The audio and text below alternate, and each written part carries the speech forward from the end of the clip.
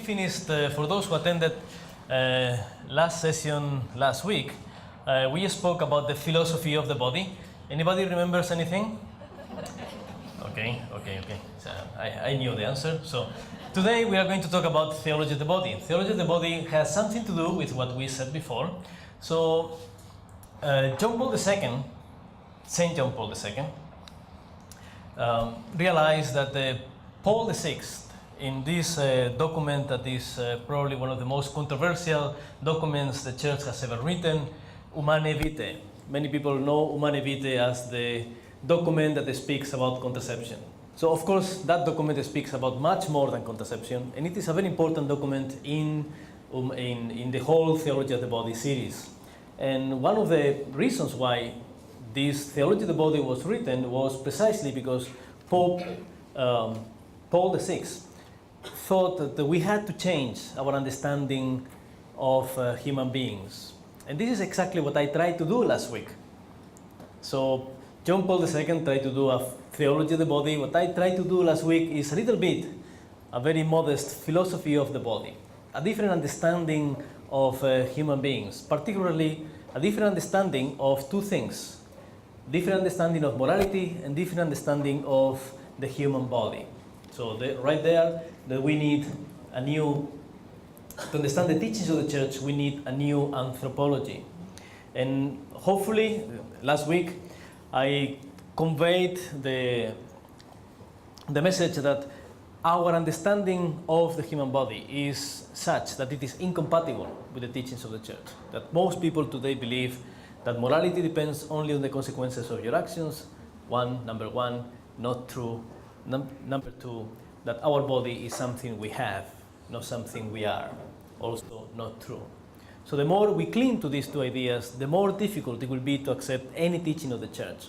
But before we go into that, so this is, I will try to summarize what we said last week. That if we don't question these two dogmas that come with our culture, that morality only depends on consequences and our bodies are simply the tool of our minds.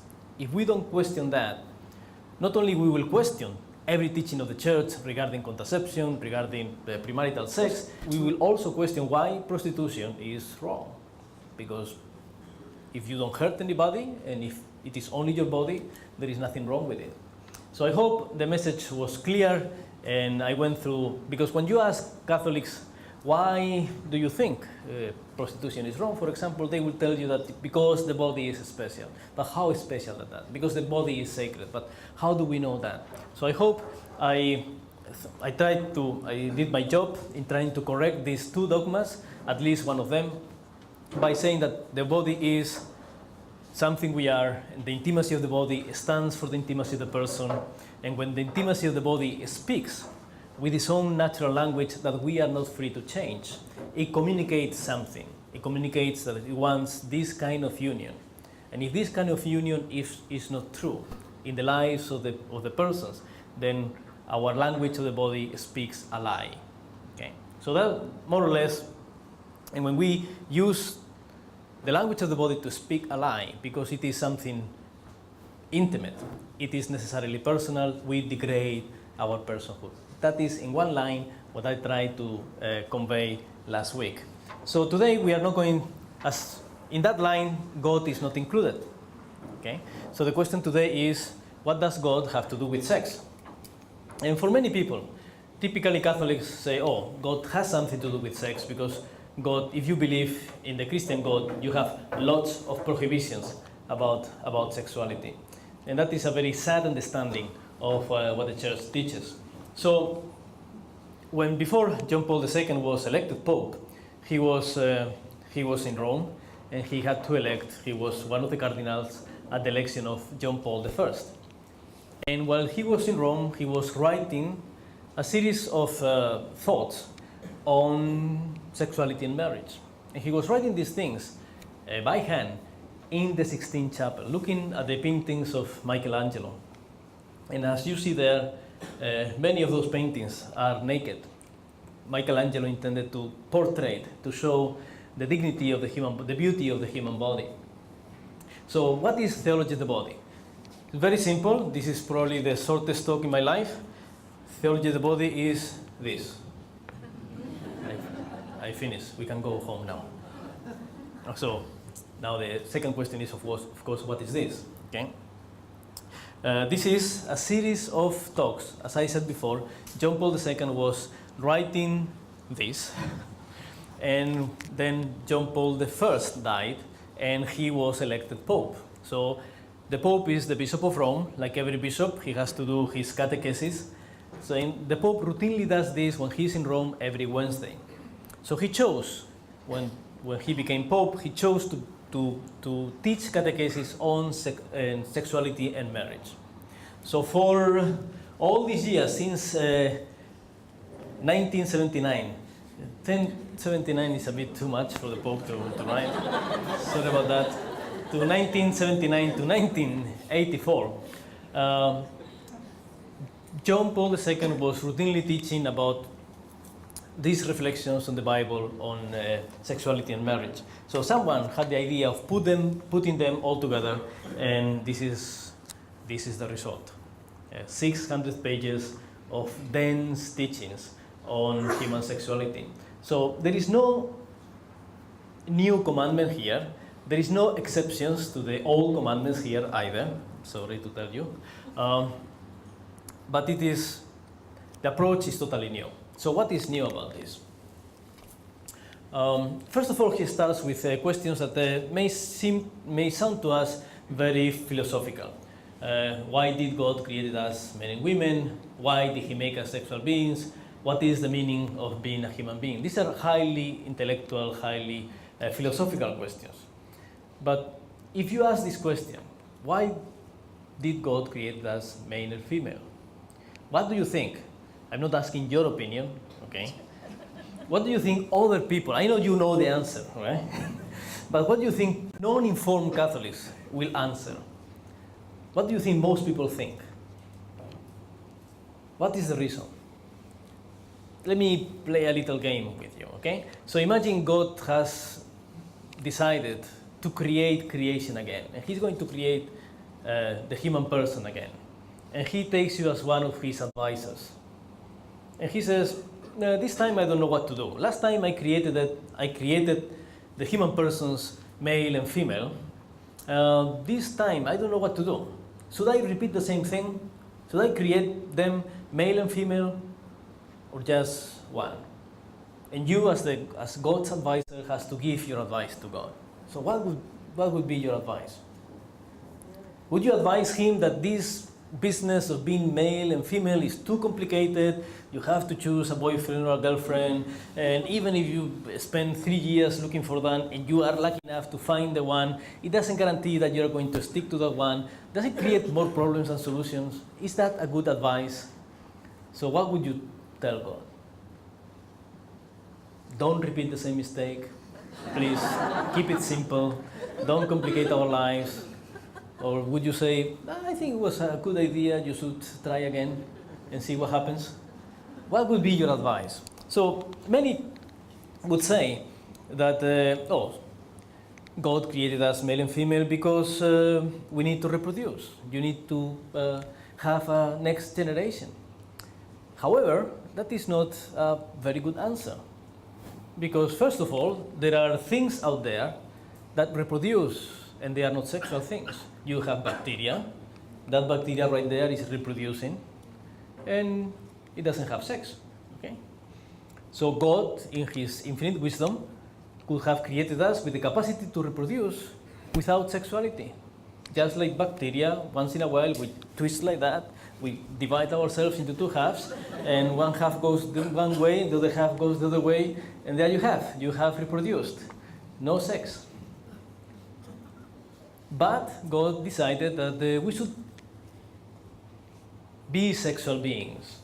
But even if you concede that, you can still, because nature, creation is very creative, you have some sexual beings that are not male and female.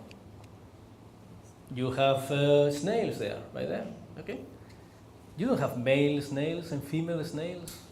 The same snails will have female organs and male organs. So it doesn't need, it can reproduce with another one, but it doesn't need to go around looking for someone with whom to reproduce. So God, in His infinite wisdom, could have created us sexual beings, but not male and female. So all of us will be both male and female. So perhaps the sexual organs in one hand, the other sexual organs in the other hand. Every time we clap, we reproduce. Okay? So creation is very creative. So why God decided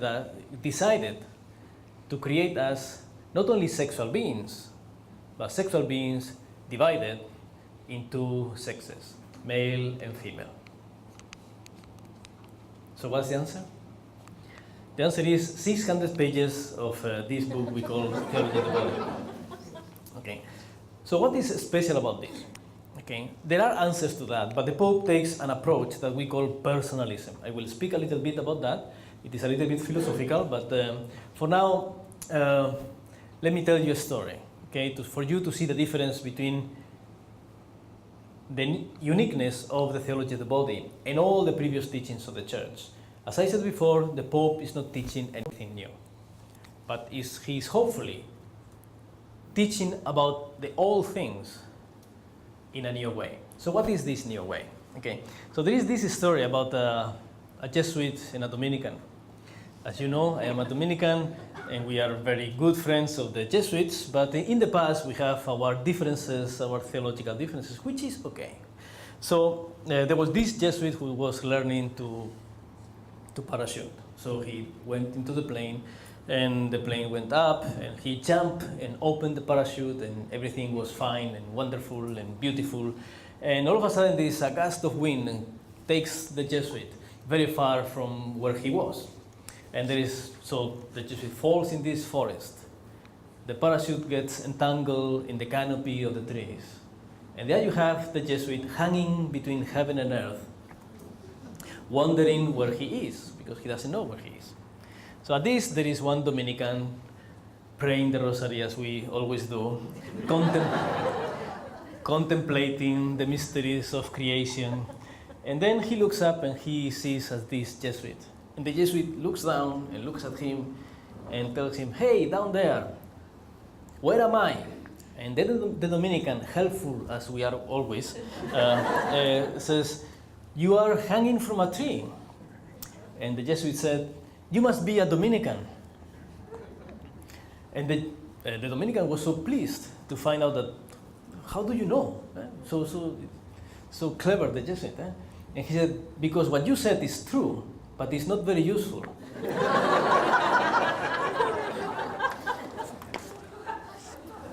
So I will speak later about this, but this is the key here, that this is more or less how the Church has been teaching about sexuality. That what the Church teaches is true, but it's not very useful. So the Pope wants to teach in a way that it is very useful. How to do that? Doing that is, he intends to do that by appealing to experiences. There is a difference between theoretical knowledge, even if it is very true, and what Aristotle and Thomas Aquinas called, Dominican by the way, practical knowledge, that we could call experiential knowledge. One thing is to know that the smoking is bad, and you're still smoking. But if you have been perhaps sick because of smoking, or you have lung cancer, you not only know theoretically that smoking is bad, you know practically how bad it is. So that's the thing, that when we have experiences, our knowledge gets a little bit deeper. Why, by the way? Because our body is us.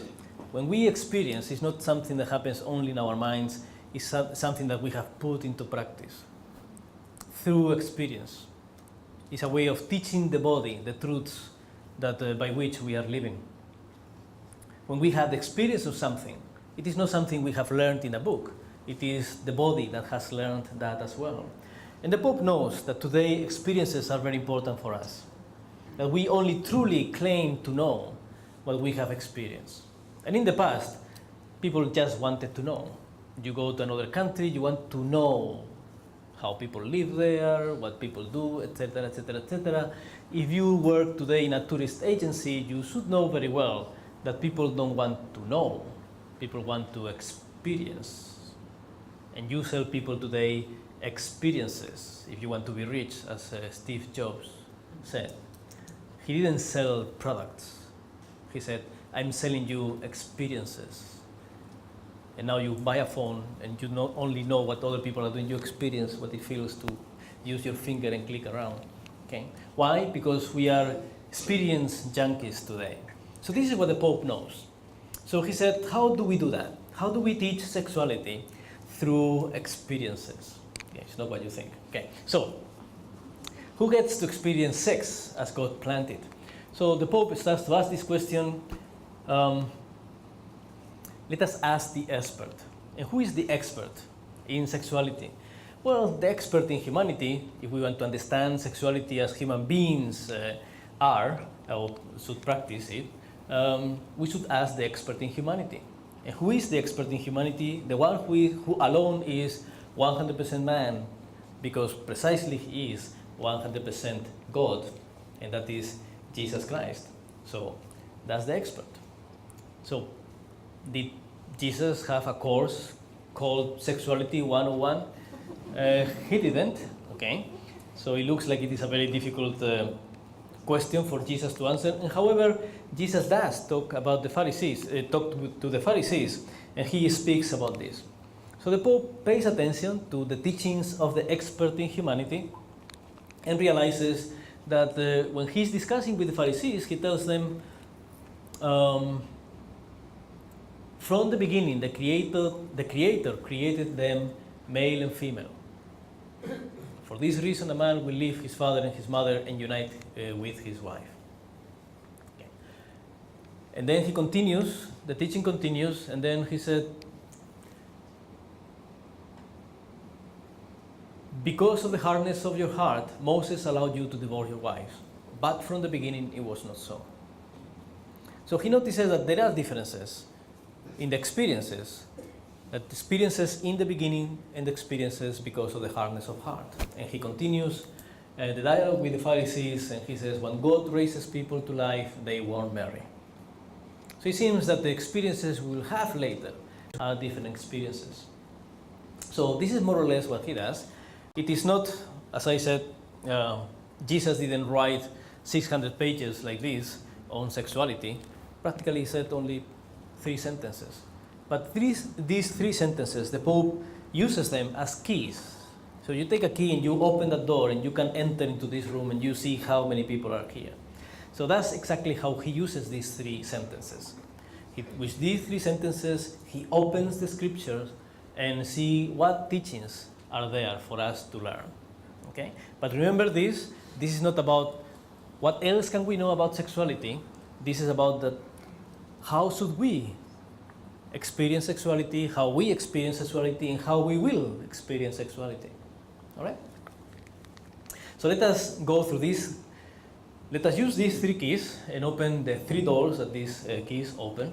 And the first one will be in the beginning. That's what Jesus said, that in the beginning it was not so. So the next question is obviously, what was in the beginning? How did Adam and Eve in the beginning experience sexuality? Or what are the experiences that they have?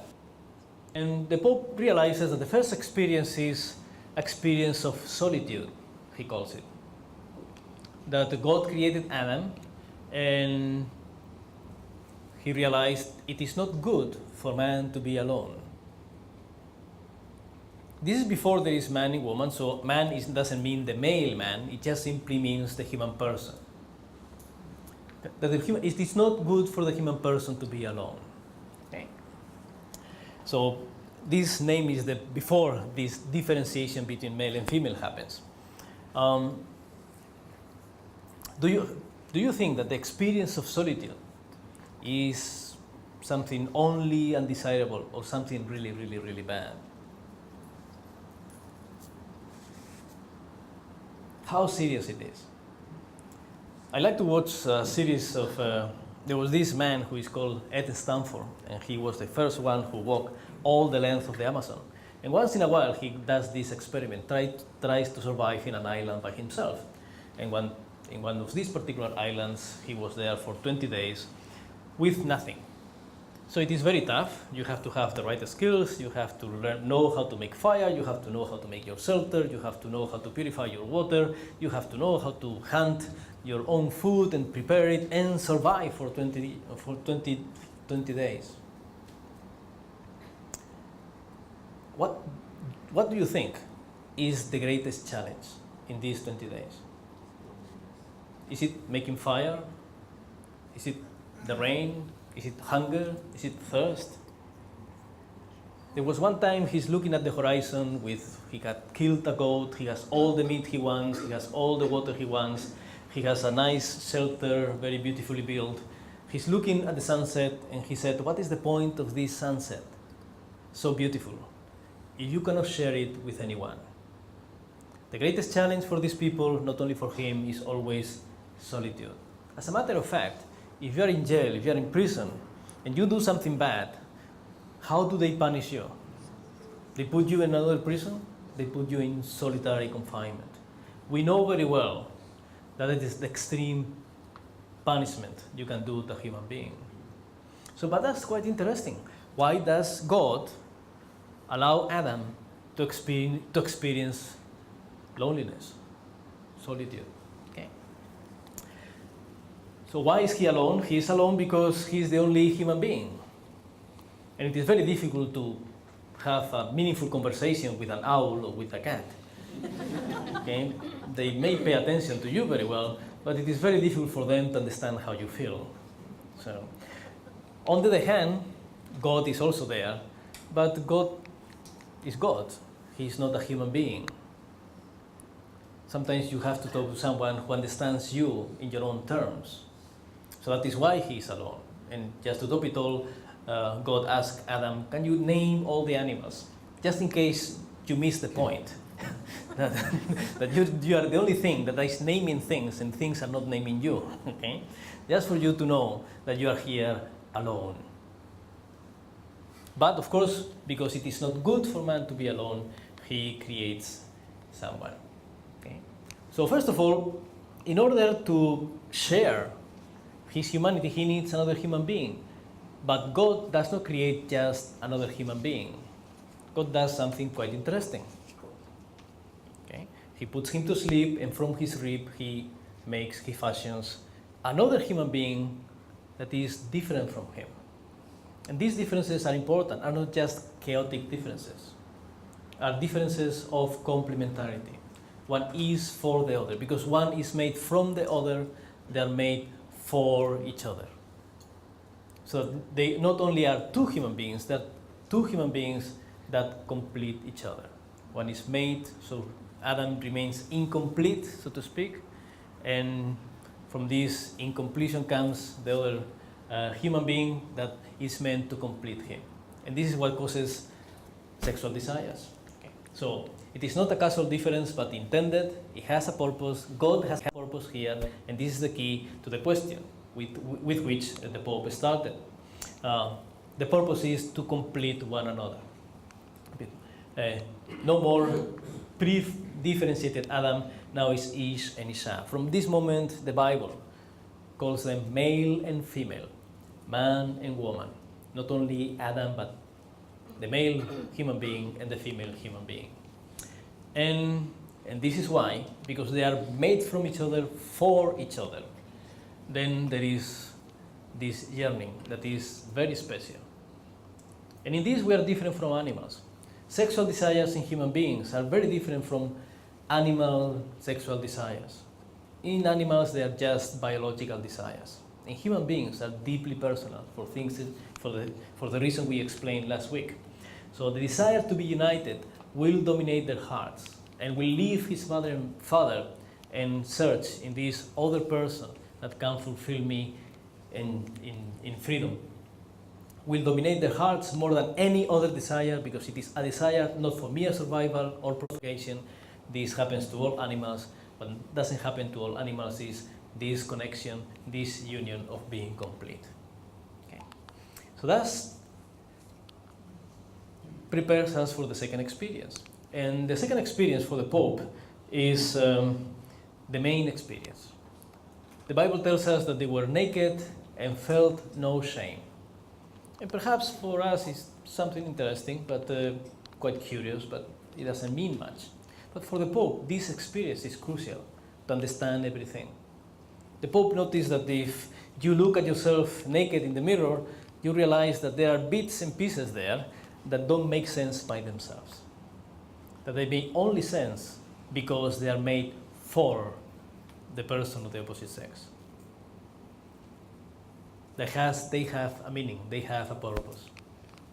So Adam and Eve were vulnerable but safe, naked without shame. Nakedness always entails this vulnerability, but they are in paradise, they are safe. There is no danger of anyone taking advantage of each other. So they are naked but felt no shame. There is no reason why they should hide. Okay? So Adam and Eve saw in their naked bodies the revelation of their own meaning, made for each other. Okay? I will say this later, but what is the point of being a human being? That is the last question we ask at the beginning. What does it mean to be a human being? What are we here for? Okay? So in the experience of original nakedness, you discover that the reason why I'm here is for another person, to be a gift to the other person. And this is what the Pope calls the spousal meaning of the body. What is this? Our bodies reveal that we are made in the image of God, not merely because we are free, like God. So in the past, and this is theologically very interesting, because in the past, if you ask theologians, what does it mean that we are made in the image of God?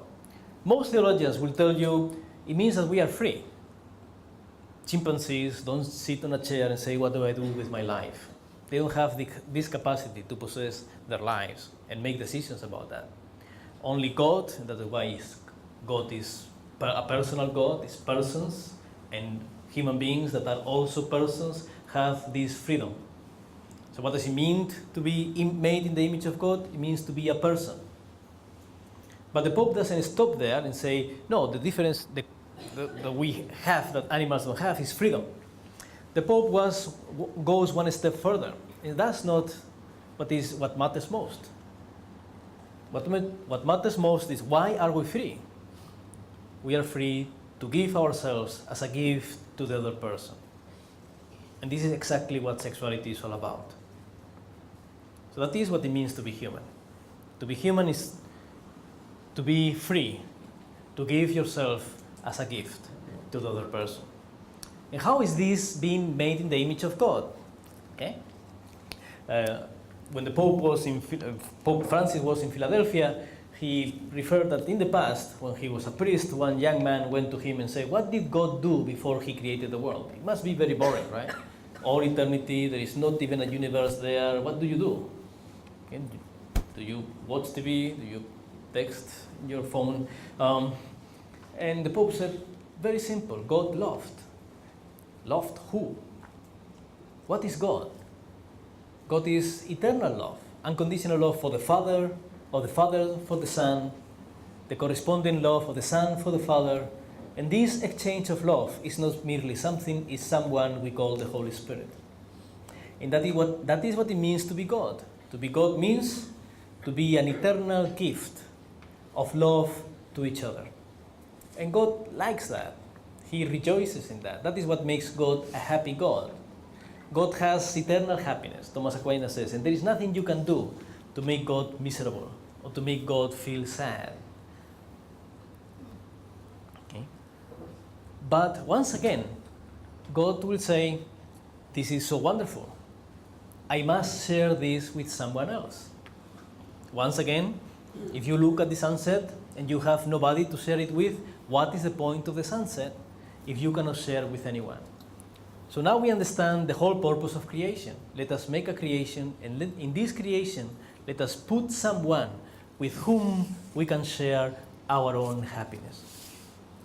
And therefore, let us make someone made in our image. Someone who can understand what it means to be me, what it means to be happy as I am happy. And this is all. This is the main teaching of the whole theology of the body.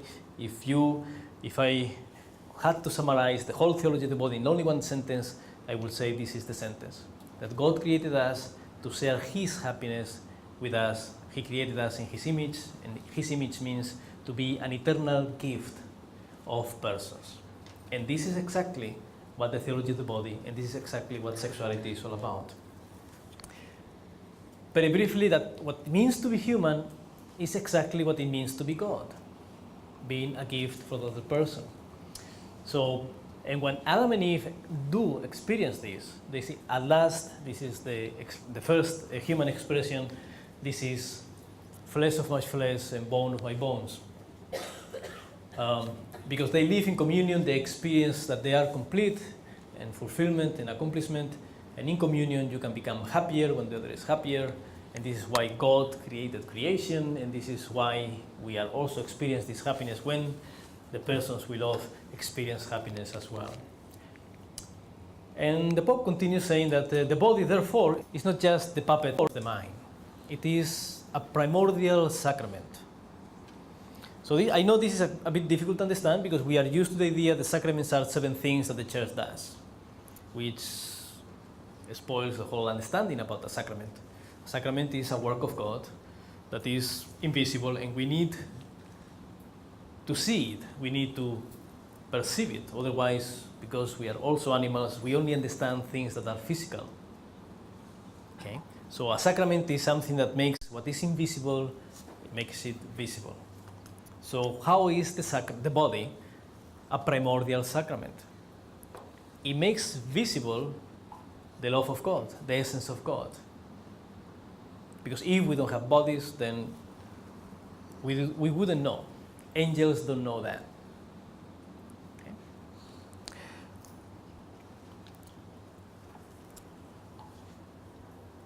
So, sometimes people don't have the Bible, sometimes people don't have the church, but everybody for sure has a body.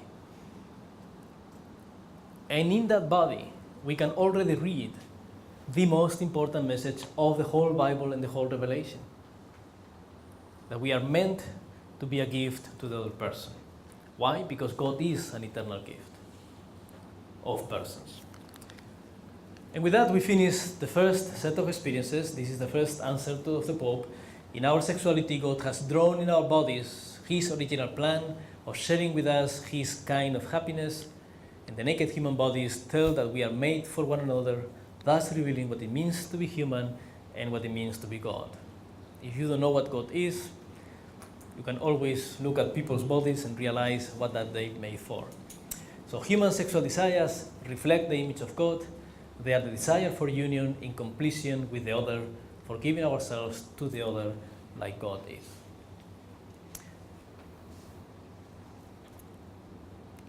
Okay, so we have summarized 10 pages. We have 590 pages to go.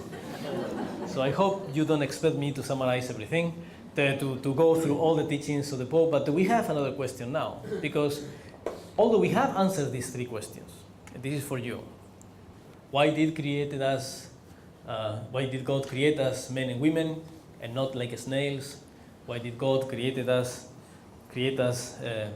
sexual beings and not like bacteria?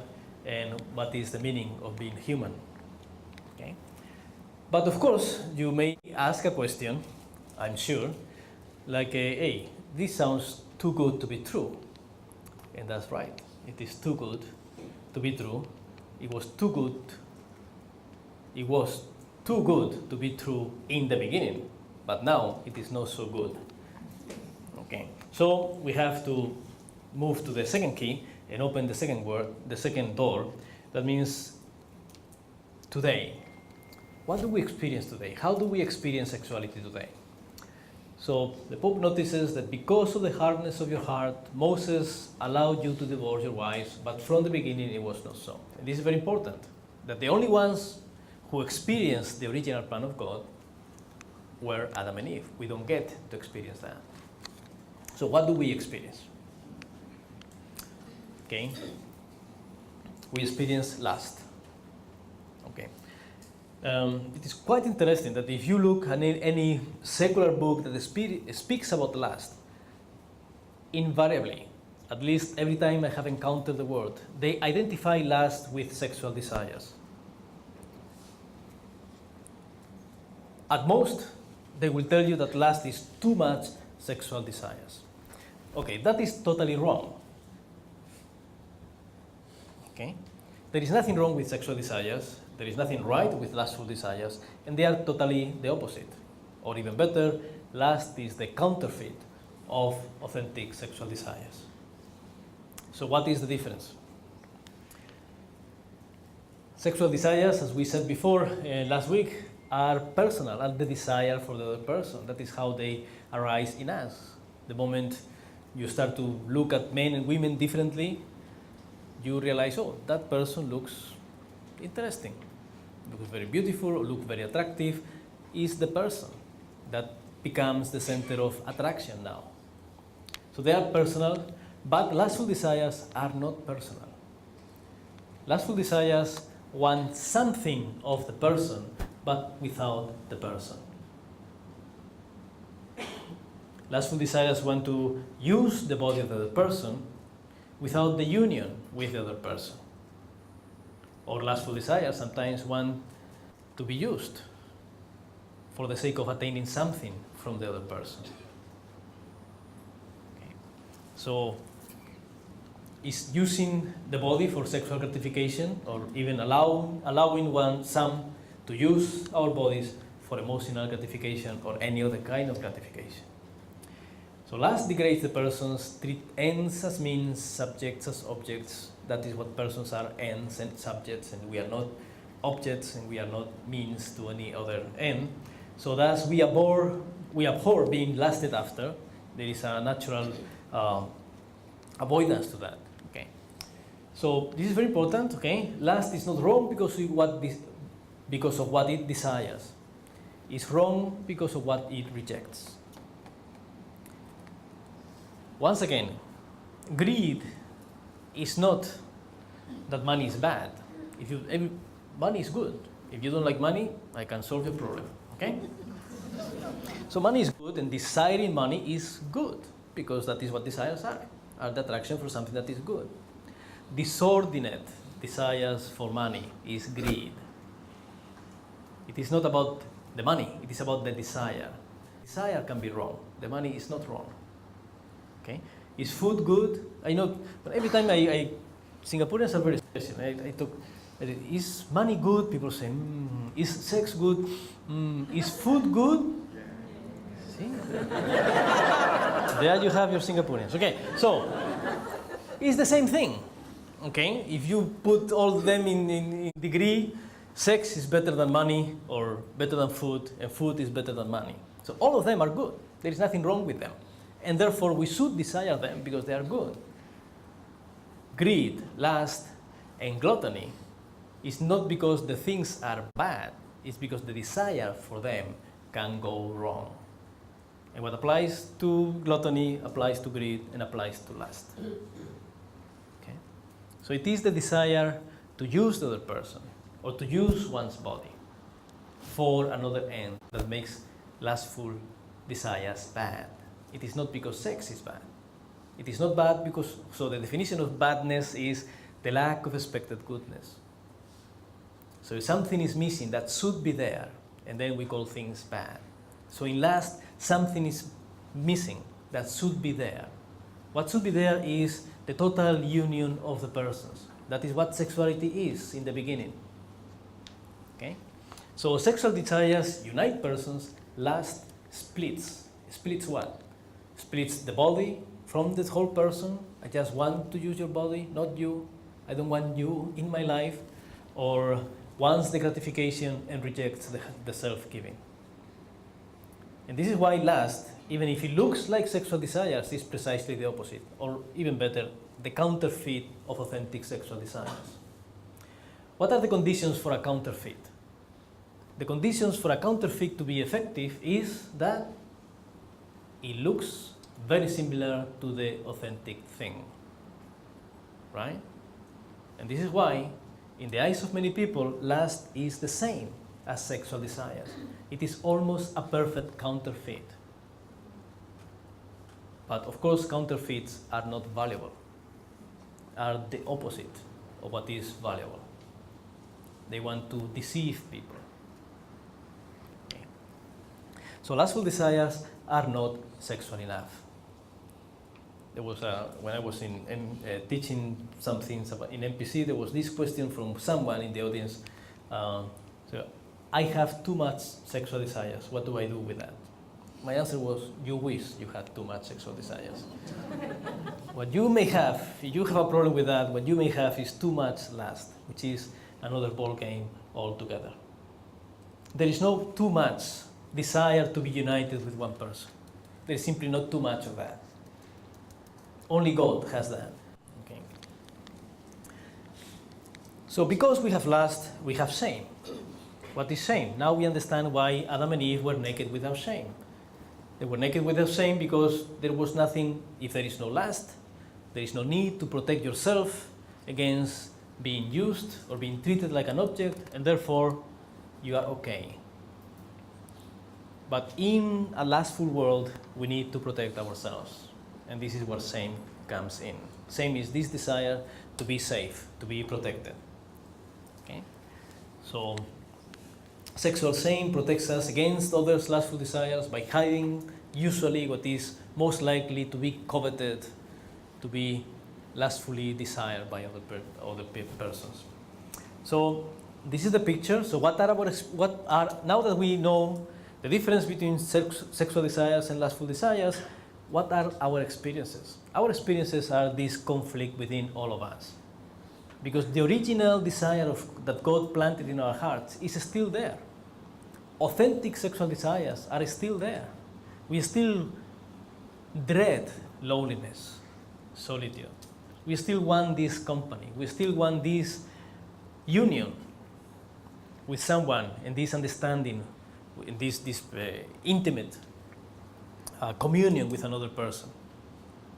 But at the same time, we also experience, all of us, lustful desires. So the two of them, because they are not the same, the two of them are fighting with each other. So the sexual desires, as God put them in our hearts, can still be felt, but they are obscured by its counterfeit. And the more lust dominates the heart, the less authentic sexual desires dominate. The more sexual desires dominate, the less sexual desires dominate. So what is the solution here? So this is the struggle, this is the fight. There are two extreme outcomes, or two extreme strategies, if you want. One strategy is promiscuity. And promiscuity says, forget about sexual desires. What is realistic is that we all have lustful desires, so let us just put these desires into practice and forget about everything. And if you live in a utilitarian world and Cartesian world, then as long as you don't hurt anyone, it is okay for you to exercise your lustful desires. Okay. What is the other extreme? The other extreme is prudishness. And if I ask you now, what do you think is worse? To be prudish or to be promiscuous? Don't answer, because there are cameras there, but because I know you know the answer, but what do you think other people who are not as enlightened as you are would say? Other people who are not enlightened would say that prudishness is better. As a matter of fact, Christians have this fame of being quite prudish. But think about this. Think about what we said before. Think about the authentic meaning of sexual desires. That they are there as the image of God. What does prudishness do?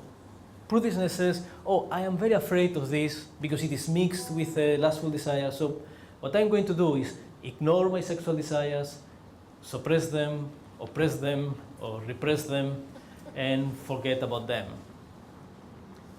What do you do if you do that? You throw away the baby with the water. And what is the baby? The baby is that we are made in the image of God. That rejecting sexuality is very much close to rejecting God himself and rejecting the image of God in yourself. So in terms of theological severity, prudishness is more serious than promiscuity.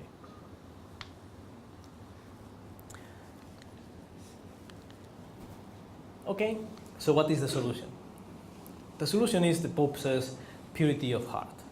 So what is purity of heart? Purity of heart is trying to go back to restore our sexual desires as they came from the mind of God. Okay, so it's a skill. Once again, a skill is not something that you just force yourself to do. It is something that you have to learn to do. Nobody is born knowing how to play golf. You have to learn, and you have to invest lots of time and lots of mistakes, but that's okay. It's part of the learning process. But once you have it, you are empowered to do things you couldn't do before. That's why it is very important to understand purity of heart not as a prohibition, not as a commandment imposed on the will, but rather a possibility for you. That if you invest time and energy and practice, you will end up experiencing something. Once again, what is a skill?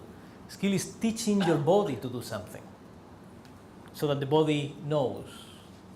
And when your body knows, you have experiential knowledge. You have better knowledge.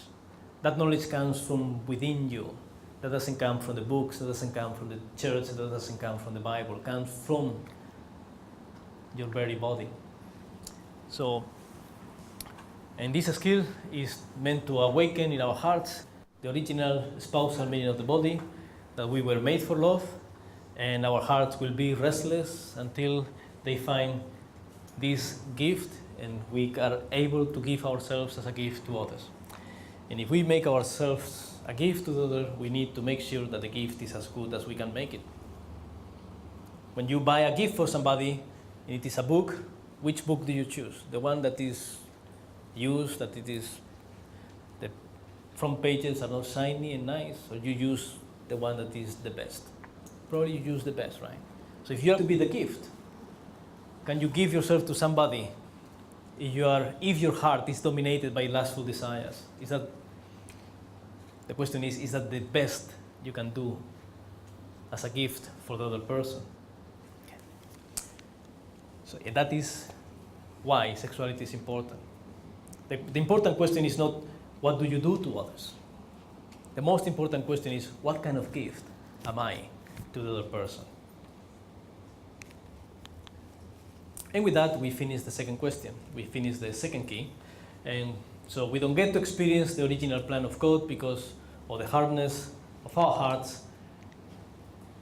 And this hardness distorts the original experiences by giving us lustful desires, which desire gratification by using persons, shame to protect ourselves against others' lust, and therefore we experience this war in our hearts between the vain search for satisfaction in promiscuity or safety, false safety in prudishness. So we need to purify our hearts from lust to re-experience the spousal meaning of the body, and we call that skill, purity of heart. So, what is the last key? In the kingdom. So, first of all, in the resurrection day, neither marry nor are given in marriage.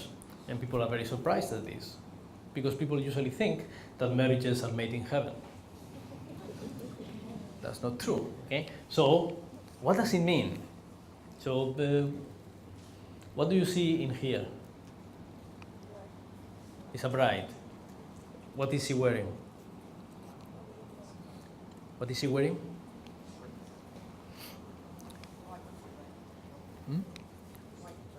She's a white gown. She's wearing people. She's wearing little people. Oh, yeah. Okay. So who are the little people? I am the little people. We are the church. So we are the church. And we are wearing this wedding gown, and we are going to meet the husband. And who is the husband? Christ. That is the whole. It is quite interesting that the Bible opens with one story. about the life of a couple, Adam and Eve, and closes with another story. Begins with one marriage and ends with another marriage. Begins with the natural marriage of Adam and Eve and ends with the supernatural marriage of Christ and the church. And everything in between is plagued with marital relationships. How God understands his relationship with the people is precisely as a husband betrayed by his spouse, by his wife, or by his bride. So the comparison, the best way we have, why does this make sense? Because we understand that. We understand our desires. So the best way God has to tell us how he feels about us is by poking precisely, by appealing precisely to these spousal desires we have. So basically in heaven there is only one marriage. Sorry to disappoint you.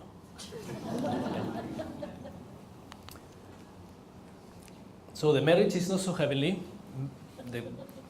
but marriage exists from the beginning to point us to the ultimate marriage, the marriage of the Lamb, the marriage of the church in Christ. So human marriages are only sacraments. Sacraments are symbols, okay, of the ultimate marriage of Christ and the church. Marriages are only signs of the reality. So if you are going to Topayo and you are traveling in City E, you will see signs that go to Topayo. When you reach Topayo, are there signs to go to Topayo there? No. Once you are there, you don't need the signs. Once you are in the ultimate marriage, you don't need the sacraments of marriage. You don't need any sacrament for that matter. Okay? So we are going to take a break and we are going to say something later. Don't get excited, okay, yeah. So first of all, let me disappoint you. And then if you come back, I will tell you something better. So first of all, if you are married, when you go to heaven, you are not going to say, that is my husband, that is my wife. That's the disappointment. I'm sure, because you are all very happy in your marriage. I know that. So let me just close to this session, this first half, by going back to the philosophical project of the Pope. Because as I said before, there is no new content in these teachings, but it is a new teaching. So once again, it appeals to experiences.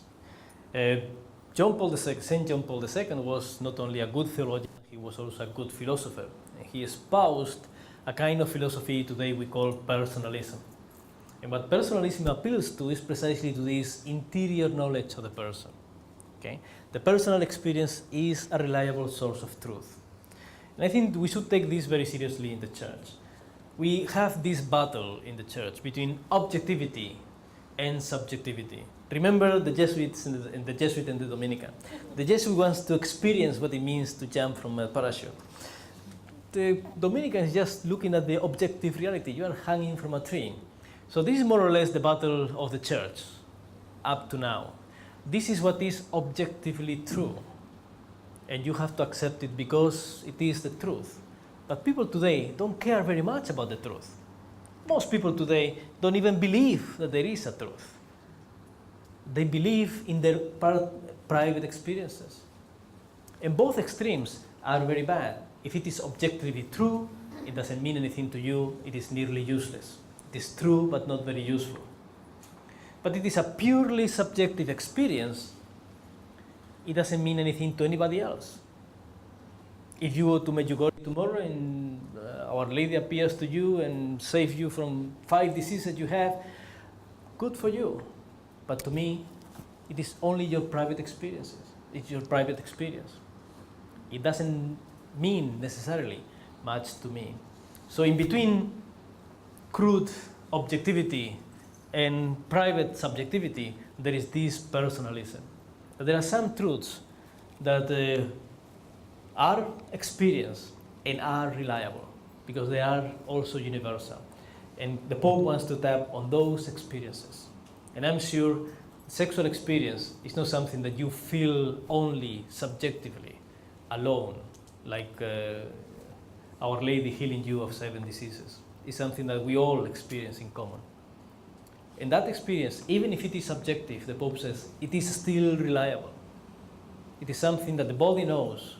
And therefore, these teachings is not so much something exterior that the Church is teaching you. That is not what the Pope is saying. Do this because the Church is right. But the Pope is saying, look at yourself. Look into your own experiences. What do you feel? And why are these experiences there? And perhaps you can learn some truth from yourself. And with that, we finish this first half. Any celibate here? No? So we will skip this section.